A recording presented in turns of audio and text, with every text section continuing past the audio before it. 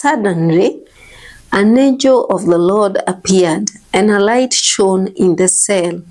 He struck Peter on the side and woke him up. "Quick, get up," he said, and the chains fell off Peter's wrists. So in one moment, chains that had held him suddenly fell away. No key or struggle, just the intervention of our God.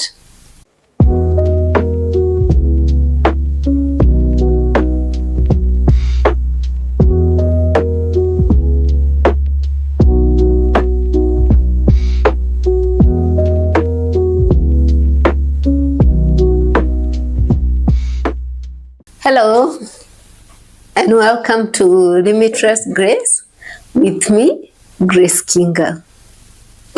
There are moments in life when you feel completely surrounded by responsibilities, uncertainties, or doors that refuse to open. Some prisons are not built with bricks and bars. Some prisons look like hospital corridors. Some look like years of caregiving. Some look like the quiet pain of loss, while some look like a body that refuses to move the way it's expected. And sometimes you stand before what feels like an iron door in your life, a door of disability, a door of rejection, a door of exhaustion, and a door that seems sealed, locked, and maybe impossible to open. But today, I want to remind you of something powerful. The God who opened the prison doors for Peter is still the God who walks with us today. In the book of Acts, Peter found himself in a situation that looked completely hopeless. Acts chapter 12 and verse 6 says, "The night before Herod was to bring him to trial, Peter was sleeping between two soldiers bound with two chains, and sentries stood guard at the entrance." Peter was not just in prison, he was heavily guarded. Two soldiers beside him, chains on his wrist, guards standing watch at the door.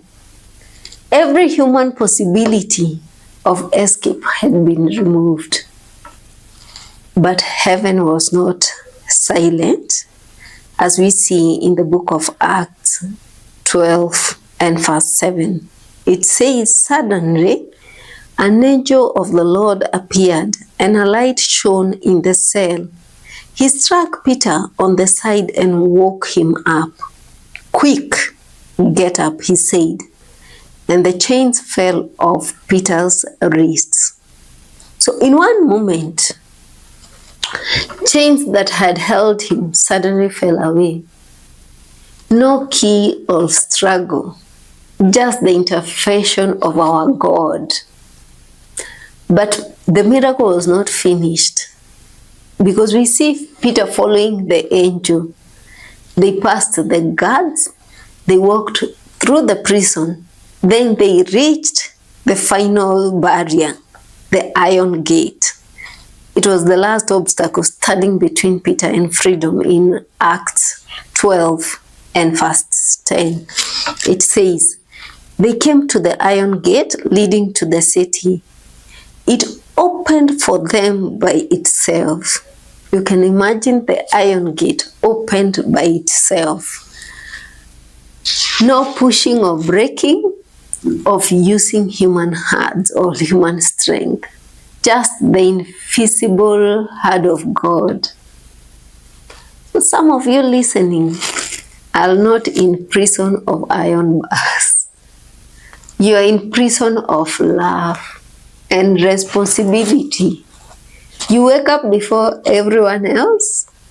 You carry a child who cannot walk. You sit through hospital appointments and long waits or long nights. And sometimes, when the house is quiet, you whisper to God, Lord, will this door ever open? Some of you have stood before the door your whole life. Doors of opportunity that did not open. Doors of acceptance that others walked through when you waited outside. But hear this today. Your life is not rocked away from God's purpose. The same God who walked into Peter's prison can walk into your situation. So, if you feel surrounded, remember this. Chains can fall, angels can appear, and iron doors can open.